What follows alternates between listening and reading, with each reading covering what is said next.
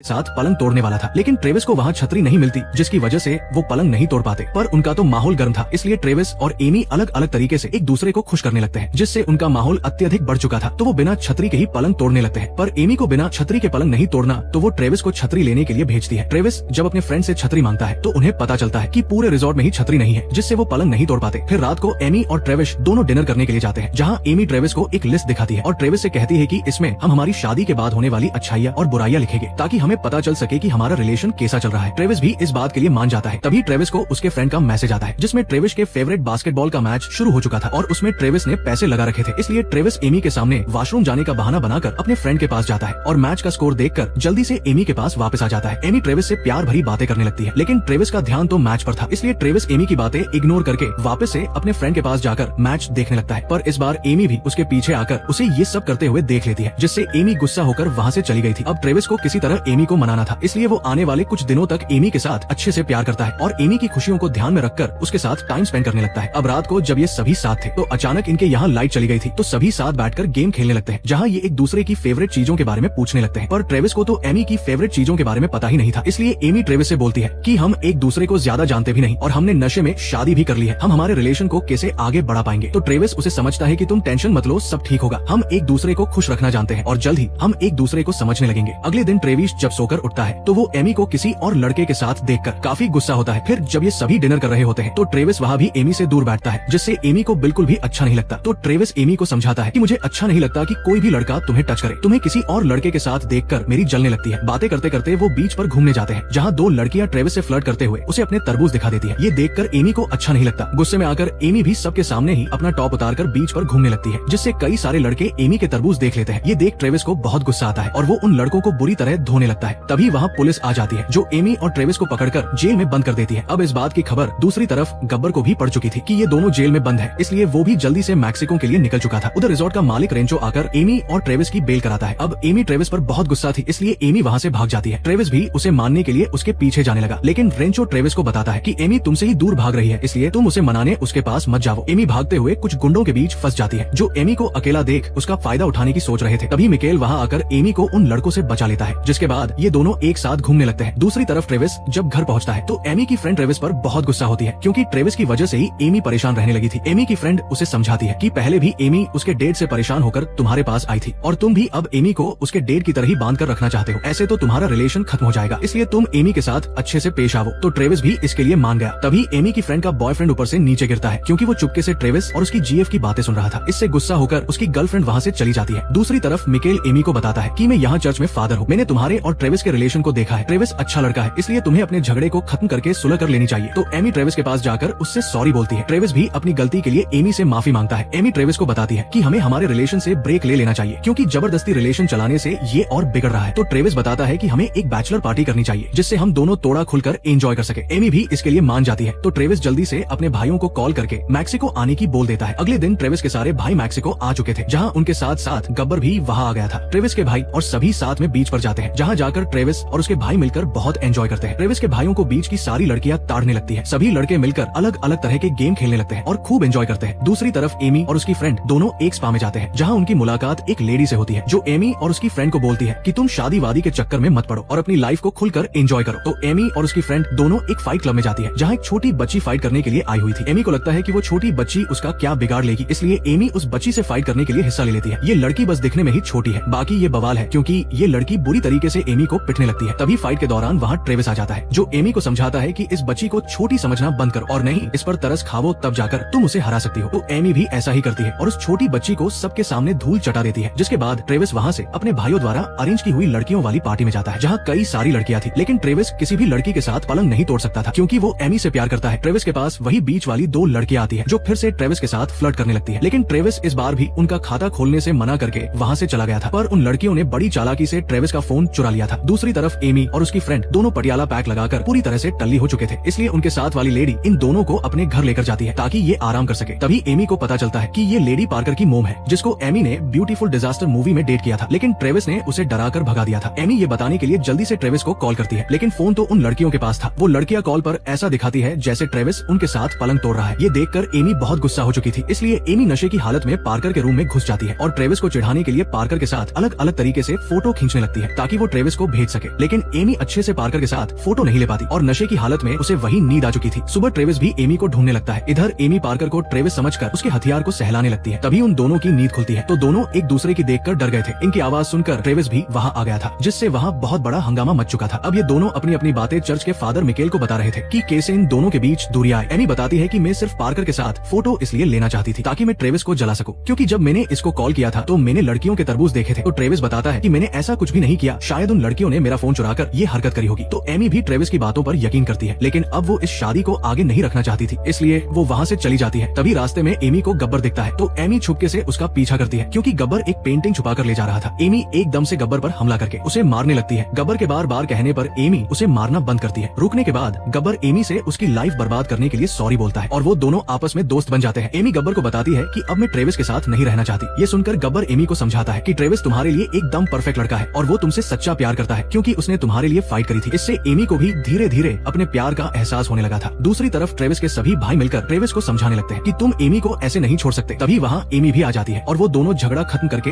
एक दूसरे को प्यार करने लगते हैं और लास्ट में वो दोनों शादी कर लेते हैं, जहाँ उनकी शादी में सभी लोग मौजूद होते हैं। और इसी के साथ यही इस मूवी की हैप्पी एंडिंग हो जाती है।